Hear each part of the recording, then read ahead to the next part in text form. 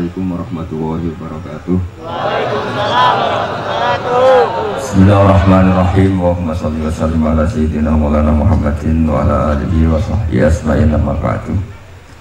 Ingkang sangat kula hormati Ibu Nyai Hajah Zakia Misliah, Imam Yahya, sedanten para putra-putra Gus Imam, wonten Gus Reza, Gus Iim, Gus Nabil, Gus Isil, Habib Muhammad Al-Habsyi, Gus Kaula Kiai Abdul Rauf Maimun Zubair, yang kula hormati para santri yang sangat kami cintai. Ini semoga saya jadi wali penuh. Karena malam ini malam yang saya benar-benar tawadhu. Tawadhu itu sopan sekali karena diatur-atur ya mau, didolimi juga mau. Jadi ini benar-benar malam yang spesial bagi saya karena saya ini kalau di Rembang termasuk sudah kiai. Di sini dengan semudahnya diatur-atur, diberi gelar yang paling tidak saya suka. Karena saya memang nggak pernah ingin terkenal, ingin viral, tapi itu Allah yang menghendaki, bukan Gus Reza. Jadi kalau protes saya ya protes sama Allah Subhanahu wa Ta'ala gitu. Tapi begini, sebetulnya kita ini punya hubungan rahim ilmu. Saya akan matur serius sekitar 15 menit, guyon 10 menit, setelah itu selesai. Secara kesanatan ilmu, Lirboyo itu kita tahu guru saya Al-Alim Al-Alamah Kiai Haji Maimun Zubair dulu itu ngaji di sini di Mbah Manap, di Mbah Karim. Dari keunikan ngaji itu adalah ketika Mbah Mun ngaji sama Mbah Zubair Sunzuru Zahab itu Finahwi karangan Ibnu Hisham itu hanya separuh. Delalah pas kesini, padahal Mbah Zubair sama Mbah Manap itu tidak wianan. Itu delalah Mbah Manap itu meneruskan persis batas akhir yang diakhiri Mbah Zubair. Jadi tidak ngulang lagi, diteruskan. Kenapa tidak diulang? Karena bacaannya Mbah Zubair ini sudah benar. Sehingga Mbah Karim tinggal meneruskan bacaan yang pernah dibacakan siapa? Mbah Zubair. Ini termasuk wa min karomati, termasuk keramatnya Mbah Karim. Saya tidak tanya apa Gus Reza keramat seperti itu, karena saya yakin ya pasti keramat. Orang punya anak buah yang macam-macam itu pasti keramat. Tadi contohkan sama saya punya anak buah waria itu bagus, karena itu persis sanad keilmuan kita. Bapak saya itu pernah cerita ke saya, hormat sama orang macam-macam. Kalau ditanya orang, Pak Yai, wong ngono kok mbok kancani, sing gelem dadi ngono ku ya sapa? Ternyata ilmu itu ditemuk Gus Reza. Artinya secara sanad keguruan seperti itu. Dulu Mbak Makhrus ngaji sama namanya Kiai Haji Khalil Harun. Itu masih pernah mbah sama Mbah Maimun karena ya dari keluarga sarang. Kemudian Gus Imam ya pernah ngaji sama Mbah Mun di Sarang. Di antara guru-gurunya ya termasuk keluarga besar saya. Saya masih ingat betapa fanatiknya Mbah Mun sama Sarang. Ini saya belum pernah cerita Gus Reza, langsung cerita di depan umum. Biar tadi makdannya itu harga karunnya langsung dibagi. Seperti Mas tadi. Itu Mbah Mun itu saya masih ingat. Anak putuku senajan to sak wulan kudu tahu ngaji ning Lirboyo. Saya kelas 1 aliyah, saya masih ingat disuruh nemanin Gus Kamil putra Mbah Mun yang pertama dari ibunya Mas Tia. Itu disuruh pasaran ke sini. Dan saking takjubnya Mbah Mun saya masih ingat. Itu ngasih bisaroh bentuk hadiah takdim sama zaman itu Mbak Idris, Yai Anwar, Mbah Imam, Gus Imam. Itu diamplopi sendiri. Saya masih ingat pas itu diisi 25.000. Ketika itu makan 1 bulan baru 13.000. Jadi kalau 25.000 ya kira-kira bisa makan 2 bulan. Itu diamplopin sendiri. Disuruh nganturkan Mbah Idris, Mbah Anwar, Mbah Imam, sama Gus Kafabi, sama Gus Maksum. Jadi saya pernah pasangan di sini. Saya tidak tahu apa ini sudah mewujud apa belum. Tapi karena saya itu niatin nemani Gus Kamil, saya itu tidak pernah ngaji. Ingat saya dalam 1 bulan itu ngaji 2 kali. Tahun berapa? Lupa tahunnya karena wali tidak boleh ingat-ingat tahun.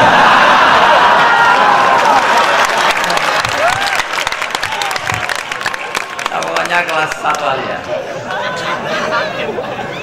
Nah pas itu Gus Imam itu baca kalau nggak salah di dunia kalau habis subuh.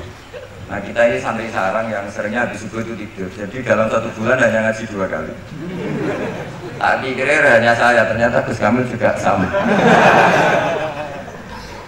Pas itu ngaji itu bab tamyiz, saya masih ingat bab tamyiz. Saya sudah termasuk pintar, sudah pintar. Karena saya sudah lihat. Tapi saya tetap ngaji karena ingin dapat barokahnya Gus Imam pasangan. Karena memang disuruh bangun. Anak putuku senajan 1 bulan harus pernah ngaji sih. Bulan berikutnya, bulan Ramadan berikutnya Gus Sufur.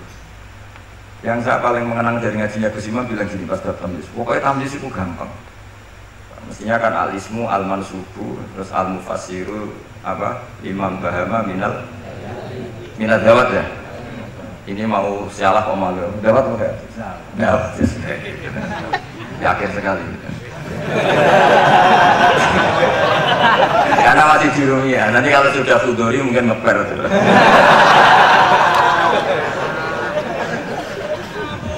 Kemarin cocokan asap sama saya, jatuhnya juga saya kalah lagi, disuruh mandi lelek. Iya, saya ini paman sampean, Gus.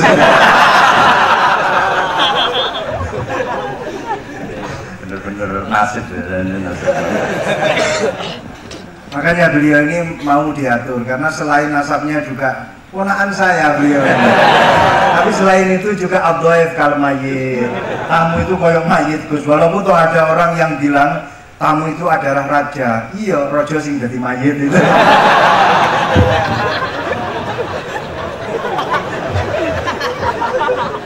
Wah, ada Gus seperti ini.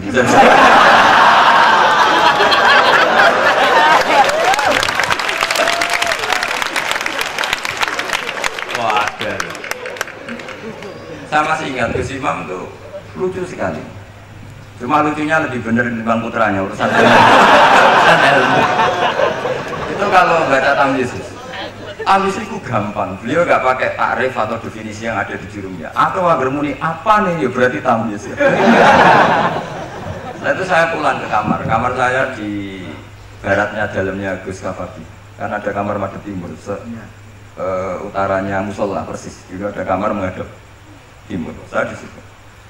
Tiap malam tuh nyewa sepeda ontel, kalau nggak salah harganya 125 rupiah lah. 25 terus ke Doho. Nyetel radio. Jadi kalau malam tuh nyetel radio di Doho. Ya sudah kegiatannya gitu. Tapi saya ya Islami sering ngaji dibakarin.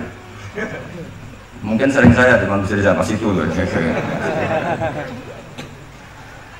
Akhirnya dalam 1 bulan itu saya pasangan.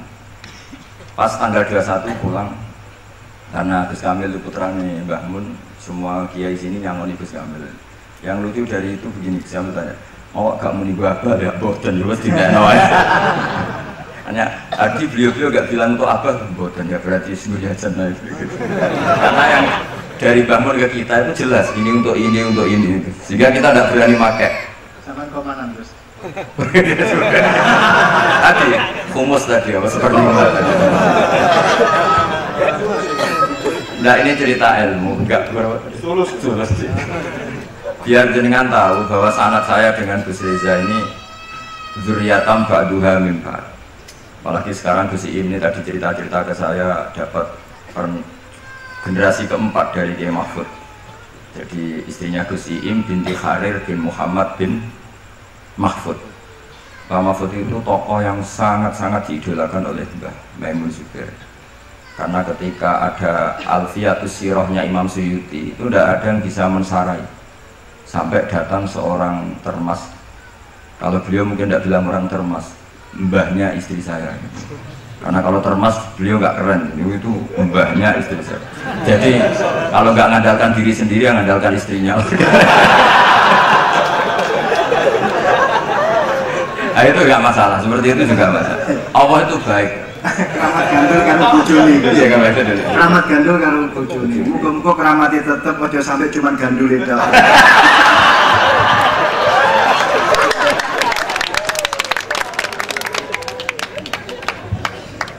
Jadi keramat seperti itu boleh, ngandalkan orang lain, istri, teman itu boleh. Saya punya sanad mutasil tentang keluarga kita tadi dzurriatan ba'du hamim Pak. Tadi Gus Reza cerita Gus Imam dulu ya pernah ngaji sama pernah Pak D saya, pernah keluarga saya juga pernah ngaji. Ya ada di daerah Gus Kamil, tapi itu tadi saya hanya pernah ngaji 2 kali. Bukan karena apa-apa, kebetulan melek hanya 2 kali. Karena kalau habis subuh itu tidur, kalau malam nyewa ontel ke Doho. Sama Gus Kamil ini. Tapi alhamdulillah itu menjadi saya membekas sekali dengan Pondok Lirboyo karena Mbah Mun saking cintanya anakku mbok saulan lah harus pernah ngaji di beliau katanya dulu pernah ingin di antara rencana pernah mau jadi mantu Lirboyo tapi apa mengendaki tidak. Terus beliau ngendikan sekarang wis tak kafaroh ya katanya karena Gus Raub jadi mantu Lirboyo, Gus Rodi jadi mantu Lirboyo. Saya tidak akan ngafarohi Gus Riza karena baru punya anak kecil tadi. Jadi bingung nanti. Saya teruskan menyangkut sanad-sanad ilmu. Kiai Mahfud Termas itu yang nulis Hasyiatut Turmusi. Nah, kalau sini bacanya Tarmasi atau umumnya?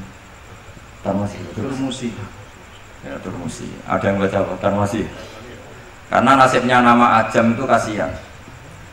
Ada orang tuh namanya Tirmizi, yang satu Turmuzi, yang satu Tarmizi. Ada Tarmizi. Ustukhri juga sama. Ustukhri, Istokhri. Apa?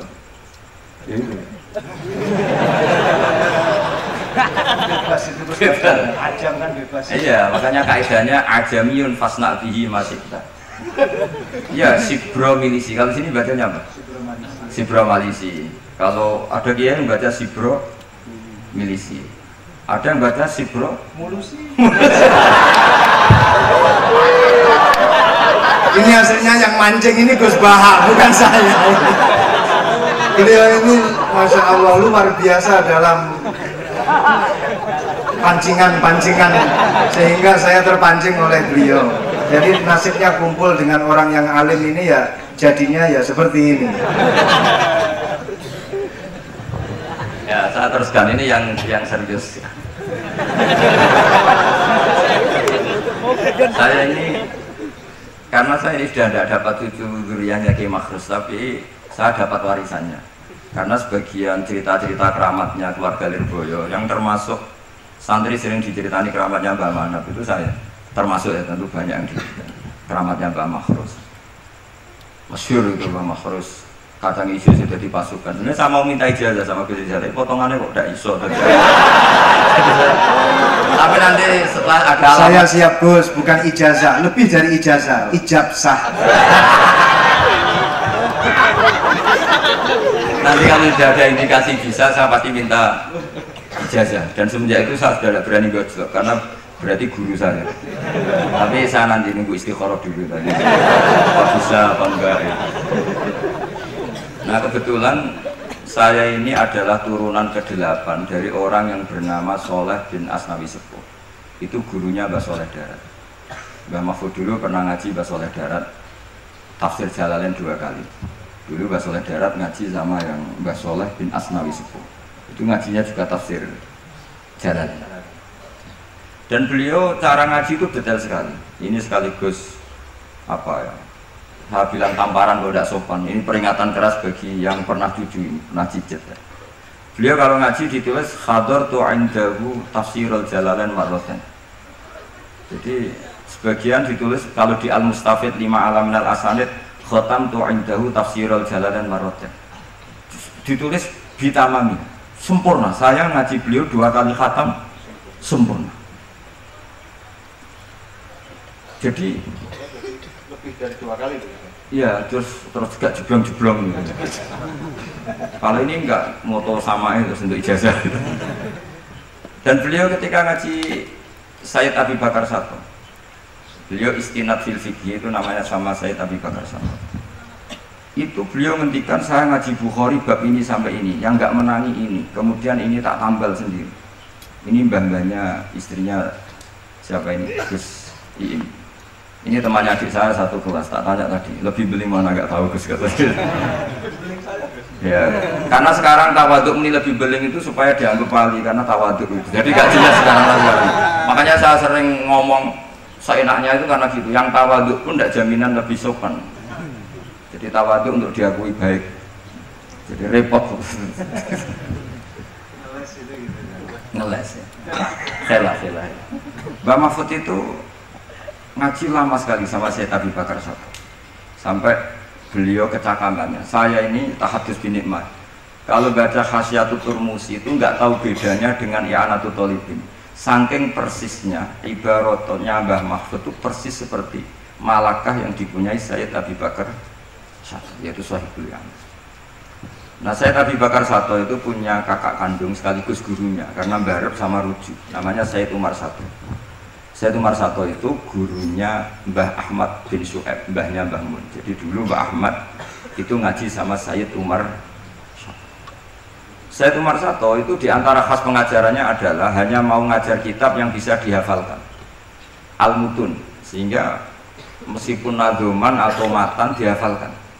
Makanya terus ada muhafadzah di Indonesia karena sanad dari Sayyid Umar itu santri harus menghafalkan. Yang menjadi beda dan masalah itu era Gus Reza, hafalan itu untuk naik kelas. Dulu ndak, hafalan itu hafalan saja untuk jadi orang alim. Sekarang untuk naik kelas. Jika saya sering digojlok, saya ini masih hafal Jurumiyah, hafal Imriti, saya itu masih banyak hafalan. Itu sering digojlok sama teman-teman. Gus Bak dulu ngaji pasti gak setor. Buktinya apa? Hafalannya masih. Kalau kita jadi saya malah yang masih hafal malah dianggap satu kesalahan. Saya sampai sekarang masih hafal Alfiyah, Jurumiyah, tapi malah disalahin sama temen. Pasti dulu gak setor. Buktinya masih kan. Nah, yang bener yang lupa-lupa itu karena sudah disetor, setorkan. Memang bahasa setor itu salah. Wong ilmu kok di setor. Ya hilang.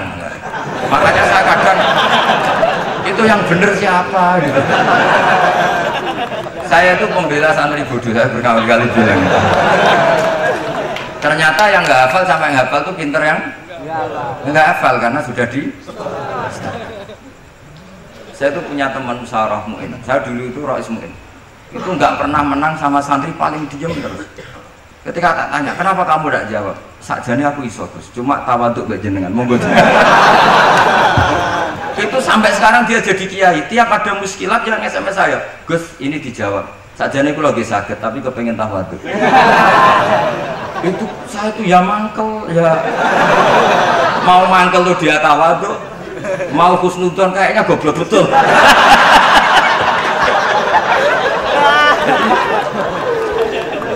Saya nanti mau konsultasi sama Gus Iim, Gus Reza, cara menghadapi kiai kayak itu gimana.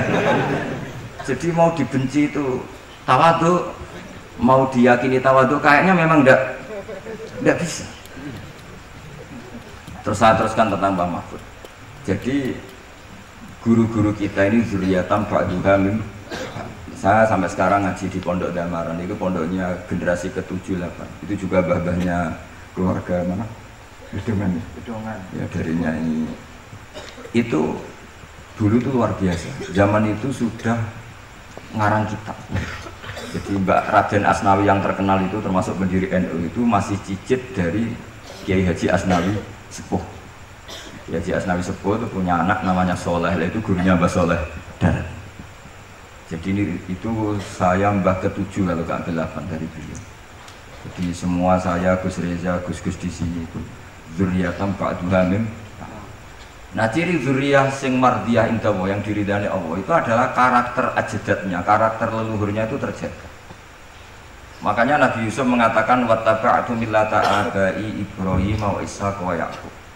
Maka nalana an nusyrika billahi min syai'. Saya ngikuti jejak leluhur-leluhur kami. Beliau menyebut mulai Ibrahim, Ishaq, Yaqub. Ciri utama leluhur itu adalah maka nalana an nusyrika billahi min syai'. Saya tidak akan melakukan syirik kepada Allah. Makanya ketika saya dulu belum hafal Quran itu bapak hanya ngendikan begini, hak, kowe kudu ngapal Quran, kowe nak rapal kepaten obor. Artinya misalnya mbah kita bisa baca Khasyatul Turmusi, anaknya bisa, cucunya bisa. Ini cicitnya mau udah bisa itu malu karena bapaknya bisa. Sekali bapaknya tidak bisa, anaknya ini punya alasan, bapak aja tidak bisa. Ini bukan nyindir, perintah. Ya, saya ini bukan nyindir, tapi apa? Perintah. Siap 86. Jadi kalau saya tidak hafal Quran, bapak saya itu hafal Quran, bapak saya, buyut saya itu hafal Quran. Itu sekali saya tidak hafal, maka anak saya punya alasan tidak hafal karena bapaknya tidak hafal. Untuk supaya anak ini tidak punya alasan, bapak ini harus jaga tradisi itu. Wataba'tu millata abai. Jadi kalau Gus Riza bisa bahasa Arab, bisa bahasa Inggris, anaknya itu bisa belajar Mandarin.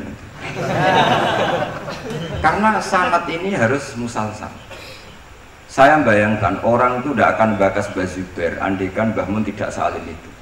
Pasti bisa saja Mbah Zubair itu nasya mansia, dilupakan. Andaikan Kiai Makhrus, Gus Imam, Kiai Makhrus tidak seperti ini, maka orang juga tidak bakas Mbah Karim.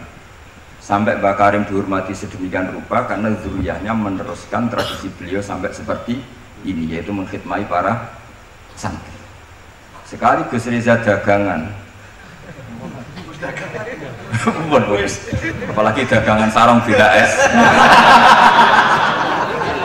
itu sudah masalah. Makanya alhamdulillah menjadi masalah, itu peringatan, memang itu enggak wilayahnya. Jadi zuriyatam ba'duha mim. Sekali karakter ini hilang, maka akan hilang seterusnya. Saya punya pengalaman agak rohani, nanti bisa ditasih Gus Riza. Nanti setelah saya, beliau tak beri hak ngendikan karena paman tadi. Beliau boleh mengadili, menghujat apa saja boleh. Setelah itu saya tidak balas. Sebagai latihan jadi wali itu harus wal kadhiminal ghaidha. Harus bisa mengendalikan apa? Emosi. Wal afina aninna. Tapi nanti langsung wa yuhibbul muhsinin. Allah pasti mencintai yang baik. Itu orang-orang dulu. Yang saya paling khawatir dari dzurriyyah adalah merubah status bapaknya. Kita tahu misalnya dalam silsilah nasab Yahuda bin Ya'qub bin Ishak bin Ibrahim. Saya ulang lagi ya, Yahuda bin Ya'qub bin Ishak bin Ibrahim. Yahuda itu saudara tuanya Yusuf. Yahuda ini kemudian secara lahir kita tidak tahu sirrinya apa. Dia punya aliran, punya faham atau punya millah yang seperti itu, yaitu Yahudi. Ini bisa didiskusikan oleh santri-santri apa Yahudi itu nama faham, apa nama marga, apa nama kerajaan. Karena itu bisa debat panjang dalam ilmu tafsir. Tapi karena ada cucu yang bernama Yahuda, ada orang yang mengidentikan Ibrahim itu Yahudi. Mergo delok potongan putune Yahudi ya. Sehingga untuk membebaskan Ibrahim dari status Yahudiyah tadi, Allah sendiri yang membebaskan itu. Dengan Allah berfirman, maka anak Ibrahimu Yahudiyah wala. Kalau kita punya mbah alim alama, bapaknya alim alama, kemudian kita ini dagangan, terus ita itu ngalor ngidul, orang akan ngira bapak kita seperti itu. Karena teori orang Jawa, kacang ora ado songkolan. Ya. Jadi yang menstatuskan para leluhur kita adalah kita. Sekali kita ini meleset, tadi kata Gus Riza yang As-Saki tadi ya, As-Saki adalah orang yang keluar dari rel mbah-mbahnya, maka status kembahnya akan hilang. Makanya banyak orang alim alama kemudian di era cucu sudah ada diziarahi karena cucunya mengharamkan ziarah, dan itu banyak sekali. Jangan-jangan mbah-mbahnya bisa baca Ikhya, cucu-cucunya tidak bisa, terus bilang oh penting tuh ilmu modern, ilmu itu tidak penting. Akhirnya ya sudah, orang lupa lagi karena banyak sudah tidak dikholi, tidak dikenal. Itu yang paling bahaya dalam status dzurriyyah. Sehingga Nabi Ibrahim itu diselamatkan oleh Allah, yaitu dengan mengutus Nabi Muhammad SAW yang beliau adalah min khalisi sulalati Ibrahim al-Khalil. Sehingga Nabi Muhammad yang meluruskan itu. Nggak benar kalau Ibrahim adalah Yahudi, karena Yahudi itu adalah marga atau aliran atau milah, terserah, karena itu ada perdebatan setelah Ibrahim jauh, yaitu Yahuda bin Ya'qub bin Ishak bin Ibrahim. Ketika Rasulullah debat terbuka dengan pakar-pakar Yahudi, orang-orang Yahudi bilang Ibrahim itu Yahudi ya. Terus Allah memberi firman kepada Rasulullah SAW, ha antum haula'i hajastum fi malakum bi ilm falimatu hajuna fi ma laysa lakum bi. Ini perdebatan sudah tidak fair, tidak objektif. Saya, kata Nabi Muhammad, berdebat secara ilmiah bahwa Ibrahim tidak mungkin Yahudi, pengikut Yahuda. Tapi kamu berdebat secara sangat tidak ilmiah karena kamu mengatakan Ibrahim pengikut Yahudi. Yahudi dari Yahuda. Kenapa tidak ilmiah? Itu sama dengan mengatakan Mbah Manap itu pengagum Gus Riza. Itu kan salah besar. Kan Ibrahim itu kan Yahuda bin Yakub bin Ibrahim. Itu sama dengan misalnya mengatakan Pak Karno itu pengagum Puan Maharani. Itu kan kacau. Mbah Hasyim pengagum Mbak Yeni. Itu kan kacau. Artinya apa? Ketika Yahuda menamakan diri atau mencatut Ibrahim dikatakan Yahudiyah, pengikut Yahudiyah, itu enggak ilmiah sekali. Karena Ibrahim generasinya jauh sebelum Yahudi. Makanya Quran meringatkan kita ini sudah debat secara ilmiah. Falimatu hajuna. Kenapa kamu justru berdebat yang sangat tidak ilmiah? Terus Quran sampai mengingatkan wama unzilatit Taurat wal Injilu illa min ba'di. Padahal Taurat dan Injil diturunkan setelah Ibrahim. Bagaimana mungkin Ibrahim pengikut Taurat? Wong Tauratnya saja datang setelah Ibrahim. Jadi tapi itu tadi, karena Yahuda itu zuriyahnya Ibrahim, tetap dia ketika menamakan manhaj Ibrahim atau milahnya itu kayak iya. Saya pernah ke makam Nabi Ibrahim itu ngeri betul di Hebron. Di Hebron itu saya pernah ke makamnya Al Khalil Ibrahim. Itu di sinagog. Di sinagog. Jadi kepalanya di masjid, kakinya menyentuh sinagog. Yang Nabi Yusuf malah hampir semuanya di sinagog. Yang parah Yakub semuanya di sinagog. Karena Yakobus tadi. Artinya gini, saya dulu sebagai pengkaji tafsir itu ya iskal itu janggal. Maka anak Ibrahimu Yahudiyah wala Nasroniyah. Ibrahim itu tidak Yahudi ya tidak Nasrani. Itu kan satu pujian yang sangat aneh. Itu kan sama dengan mengatakan Bahak itu ya ora PKI, ya ora komunis. Itu kan aneh. Masa Ibrahim Khalilur Rahman hanya distatuskan ya tidak Yahudi, tidak Nasrani. Tapi setelah saya ke makam beliau, ternyata ada artefak fisik atau suasana fisik yang beliau bisa saja dianggap Yahudi karena makamnya di sinagog. Sama, andai kan Mbah Karim tidak punya cucu-cucu kayak Gus Imam, kayak Gus Reza, terus makamnya nyuwun sewu gak kerumat, makamnya Mbah Zubair misalnya gak kerumat, orang akan mengatakan tuh makom awam, sehingga tidak ingin menelak. Dan jadi putu ya berat. Mulane jenengan ndongakno. Nggih, kula suwun sekali-kali kula ngomong serius niki ndongakno. Nah kula mboten perlu ndongakno, gak ono ponakan ndongakno paman. Tapi saya berkeinginan paman saya ala sirati mustaqim. Jadi semua yang saya ceritakan tadi menyangkut qadhi misalnya. Sanad jadi qadhi itu ya semuanya seperti yang diceritakan Gus Reza, hakimnya itu bingung. Karena memutuskan ini tanah milik siapa, harta karun. Dulu kamu kira Nabi Sulaiman itu serius, ya enggak, beliau itu relax. Tapi kalau punya keputusan itu gitu, ada dua perempuan. Ya sebut saja dalam tafsir-tafsir misalnya Soghirah sama Gabirah. Sama punya anak kecil ya, karena masih keluarga anaknya itu mirip. Kemudian anak yang satu itu dimakan serigala. Hilang. Dimakan serigala, terus lapor ke Nabi Dawud. Karena yang meyakinkan itu yang satu diputuskan ini milik kamu, misalnya milik yang adiknya. Ketika keluar dari situ ketemu Nabi Sulaiman. Kalau saya hakimnya maka keputusannya tidak seperti itu. Nabi Sulaiman pas itu umurnya 13 tahun. Akhirnya dipanggil sama Nabi Dawud. Ya sudah putuskan kamu. Nabi Sulaiman ngambil pedang atau pisau. Ya sudah tak bagi dua. Nanti separuhan kata.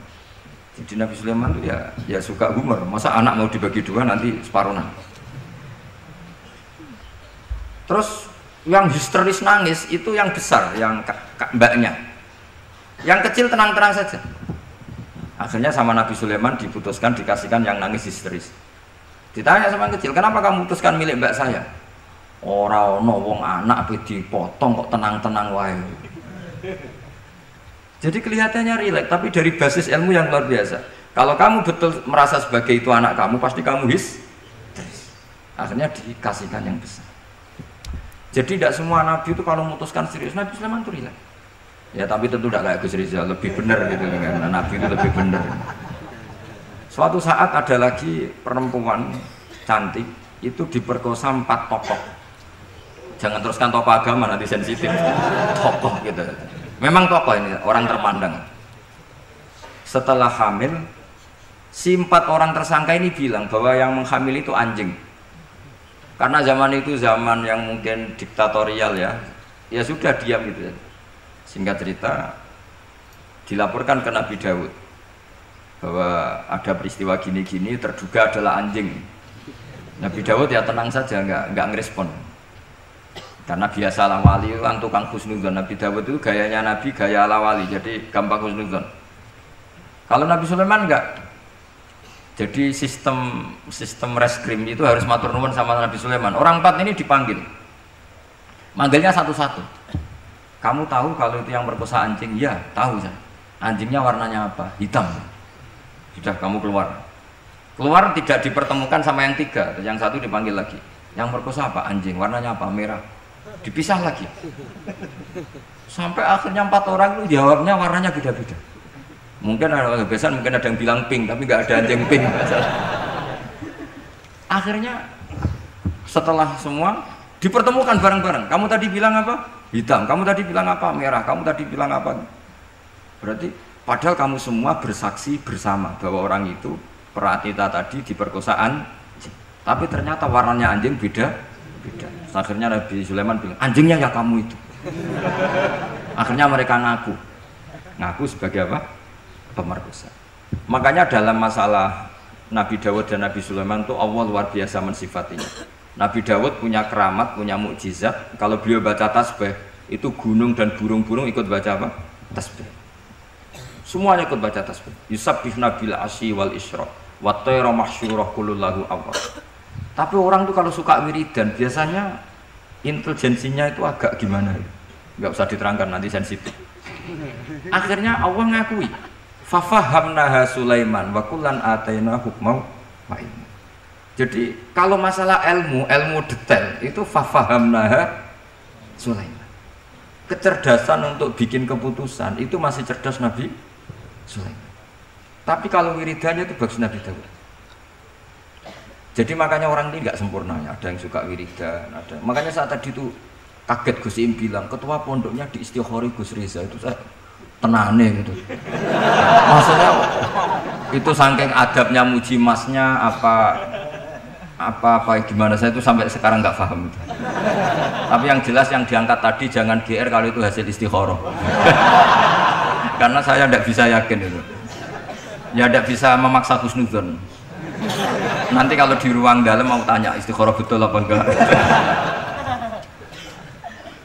Tapi yang jelas tadi. Nah, kita ini alhamdulillah guru-guru kita itu wiridannya ya jalan. Dan alhamdulillah santri-santri kalau kiainya wiridan ya bubar separuh, itu bagus. Saya bukan mengajarkan tapi itu bagus. Kata di Jagungan sama Gus Iim, pantangannya ahlul ilmi adalah tidak boleh melakukan ijabu malam yajib, mewajibkan sesuatu yang tidak wajib. Saya itu mondok sarang tuh lama sekali. Itu Mbah Mun yang imami, itu yang bubar ya separuh lebih. Mbah Mun ya senyum-senyum saja. Ketika ada kiai tanya, "Mbah, kok boten jenengan wajib no wiridan?" Ora oleh ijabu malam yajib, mewajibkan sesuatu yang tidak wajib. Nah, santri-santri tahu kalau itu tidak wajib. Wah, hilang. Oh iya, pimpinannya. Jadi konstitusinya ahlul ilm itu beda. Takhrimu malam yakhrum itu ya kriminal, ijabu malam yajib juga kriminal. Bahkan di Habib Abdullah bin Husain bin Thohir itu dikategorikan dosa besar. Makanya pondok-pondok ilm itu nggak berani wajibkan santrinya wiridan karena takut ijabu malam yajib. Akhirnya keterusan, bersolat langsung ngopi, bualenin. Kadang rokoknya orang dipateni, bersolat salam langsung eling rokoknya. Jadi kita ini sengawur-ngawur kita karena sebagai ahlul ilm itu masih bener. Ngawur saja bener, apalagi pas bener. Karena memang sanad ya, saya ulang lagi. Sanad ahlul ilmi itu beda, khas. Sehingga kadang orang-orang yang di luaran sana, jangan bilang kubu sebelah, pokoknya di luaran sana nanti jadi sensitif. Saya tuh pernah ditanya satu pertanyaan sangat ekstrim. Ini karena ada paman saya nanti tak mintakan jawab. Itu sangat sensitif. Yaitu orang-orang kota pernah tanya saya, Pak Bahak, kenapa ada hadis mangqala la ilaha illallah dakhalal jannah wa in zana wa in saraq. Itu kan ekstrim. Kok kayak Islam itu membolehkan zina? Karena yang pernah zina pun asal melafadzkan la ilaha illallah pasti dakhalal jannah. Saya kebetulan pas itu ya kok pas pinter Gus Riza. Jadi ya bisa jawab. Terus saya bilang gini, justru saya bilang hadis itu menunjukkan satu kaidah ilmiah yang luar biasa, yaitu kebenaran yang absolut itu tidak boleh terganggu oleh perilaku sosial. Misalnya saya ditanya 1 tambah 1, pasti tak jawab 2. Lonte ya jawab 2, maling ya jawab 2, koruptor ya jawab 2. Karena kebenaran absolut itu tidak boleh diganggu oleh status sosial. Sehingga orang yang pernah zina pun melafadzkan 1 tambah 1 2 ya sah. Yang ketua wali juga sah, wali biasa ya sah, setengah wali juga sah. Karena kebenaran absolut adalah kebenaran yang siapapun pasti mengatakan demikian. Yang ketangkap KPK ya bilang 1 tambah 1 2, KPK-nya bilang 1 tambah 1. Nah, eksistensi bahwa Allah sebagai Tuhan itu eksistensi yang absolut. Sehingga harus sah meskipun dikatakan orang yang pernah zina. Akhirnya saking keramat itu terus nganggep pulau guru nih, terus ngaji sama saya sampai sekarang. Nah, saya berharap produk-produk al-makhrusiyah itu sampai seperti itu. Jadi ada saat dimana kita maknani wa in zina ini bukan urusan melegalkan zina atau menganggap biasa zina, enggak. Tentu zina itu sangat buruk. Innahu kana fahisyah wa sa'a sabila, buruk sekali. Tapi ada konteks di mana absolutisme kebenaran itu tidak bersyarat apapun. Sehingga orang yang kafir puluhan tahun, mungkin ratusan tahun, ketika melafadzkan la ilaha illallah berarti sudah sah menjadi muslim. Karena kalimat ini adalah kalimat yang orang kafir dengan kalimat itu menjadi muslim. Sebab itu kita pasti menolak faham takfiri, faham yang mudah mengkafirkan orang lain, karena logikanya gampang. Wong kalimat ini yang kafir saja menjadi muslim, lagi sing tukang wiridan la ilaha illallah malah dianggap kafir. Aku tahu mikir, tahu orang kan kira-kira seperti itu. Ya sekali-kali so serius, ben pamane bangga pun aneh alim.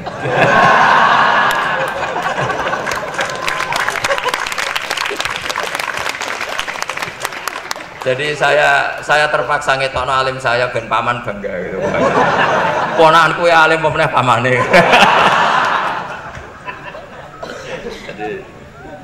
Jadi ini rileks ya. Jadi saya mohon sekali pemahaman hadis itu harus komprehensif, harus utuh. Sehingga zaman itu bukan sekedar kita. Abu Dzar itu sahabat yang khusyuk itu ya protes. Yang benar ya Rasulullah, masa wa in zana wa in saraq. Diulang lagi. Yang benar ya Rasulullah, sampai Nabi mengatakan 3 kali. Lama-lama Nabi sampai agak keras nadanya, ngendikan ala rohmi anfi Abi Dzar. Oh dasar wong grumbung kandhani ra ngandel gitu. Karena Abu Dzar itu orang khusyuk, beliau tidak siap kalau orang yang pernah salah seperti itu kemudian tetap dakhalal jannah atau sah melafadzkan la ilaha illallah. Tapi dengan penjelasan tadi, penjelasan ilmiah yang saya utarakan tadi, itu memang ini bukan masalah pelegalan zina atau nganggap zina biasa, enggak, tapi masalah absolutisme kebenaran itu akan diakui oleh siapapun dan pihak manapun dan akan sah dari siapapun. Sehingga orang yang kafaratu la umri, dia kafir tula umri, 80 tahun dia kafir. Kemudian pas mau mati melafadzkan la ilaha illallah Muhammadur Rasulullah, tetap sebagai berstatus mukmin. Qul lil ladzina kafaru iyantahu yughfar lahum ma qad salaf. Katakan kepada orang kafir, sekali dia menghentikan kekafirannya dengan talaffuz di kalimat syahadah, maka otomatis menjadi muslim. Nah, soal nanti masuk surga ya bisa kapan-kapan kan? Allah tidak bilang harus sekarang kan? Ya nunggu kita duluan kira-kira. Nak bejo itu. Tapi saya berkali-kali ngaji sudah orang Islam tuh yang senang. Kita ini sudah dikasih kunci surga, miftahul jannah la ilaha illallah. Kamu harusnya nggak bisa masuk neraka. Kamu nggak pegang kuncinya kok. Kamu mau masuk. Tapi ada teman saya bilang neraka ora ono pintune Gus, langsung wae. Lah kalau kamu pikiran gitu semoga ke situ kayak lagi. Jadi makanya kamu yang pede saja. umumnya orang itu kunci itu rahasia. Ini sudah dikasih tahu sama Kanjeng Nabi, itu Miftahul Jannah la ilaha illallah, sudah punya kuncinya. Alamatnya juga sudah jelas. Alamatnya itu ya sakho. Karena kalau as-sakhiyu qaribun minallah qaribun minal jannah. Kalau sampean kepengin tahu alamat neraka ya bakhil tadi. Itu qaribun minannar. Jadi kalau kamu tanya alamat neraka di mana Gus? Kalau kamu medit, pikir, ya itu dekat-dekat situ. Itu neraka. Nah, saya nggak di dekat-dekat situ, makanya saya nggak tahu neraka di mana sana. Jadi saya mohon sekali, di balik saya sering guyon sama Gus Riza Gusim, kita ini membawa sanad yang berat. Karena di sini ada zuriatnya Ki Makhrus, ada zuriatnya leluhur saya. Harus zuriatam ba'duha mim. Jangan sampai buyut-buyut kita yang sudah meninggal statusnya rubah karena ulah para cucunya. Kayak yang dialami tadi Yahuda bin Yakub bin Ishak bin Ibrahim. Nah, kita tidak pernah tahu Yahuda itu apakah agama, apa marga, itu masih jadi perdebatan. Karena kalau kamu kritik sebagai agama juga nanti repot, karena ada ayat innalladzina amanu walladzina hadu wan nasara wassabiin. Terus man amana billahi wal yaumil akhir. Artinya ada ayat di mana orang-orang iman dan orang-orang hadu. Nah, kalau hadu ini kamu anggap satu faham agama, nanti repot. Masa Yahudi kok disejajarkan innalladzina amanu walladzina hadu? Makanya ini jadi perdebatan para ahli tafsir. Makanya ada ahli tafsir maknanya innalladzina amanu walladzina hadu lan wong sing tahu Yahudi. Ini balaghah bi'tibari makana. Pakai status dulu. Mau tidak mau secara bahasa memang seperti itu. Misalnya ada preman tobat di tangan Gus Riza, mesti bilang, Gus iki preman sing wis tobat. Jadi wis tobat kok darani preman, itu namanya bi'tibari makana. Jadi dengan status yang dulu. Iki wong kafir tapi saiki wis Islam. Wis Islam kok darani wong kafir. Ada yang maknani sehingga gak perlu kamu jadi orang liberal yang menyamakan semua agama terus dalil innalladzina amanu walladzina hadu wan nasara wasabiin man amana. Semua agama itu sama. Buktinya ayat itu sama, pakai wawu ataf. Iku ora tau ngaji tafsir Mbak Gus Riza kira-kira gitu. Kalau sudah ngaji tafsir insya Allah nggak akan seperti itu. Jadi ayat itu ada ilmunya. Dan alhamdulillah di pondok sini, di pondok Lirboyo juga diajarkan ilmu balaghah. Jadi kadang penamaan itu bukan sekarang tapi bi'tibari makana, ngitung dulu. Paham ya? Kayak kita mengatakan ini kafir tapi sudah Islam. Itu paradok gak? Wong sudah Islam kok dikatakan kafir. Iki dhisik santai goblok, saiki wis pinter. Goblok kok. Pinter. Ya, ngoten mawon Gus, karena bingung. Assalamualaikum warahmatullahi wabarakatuh.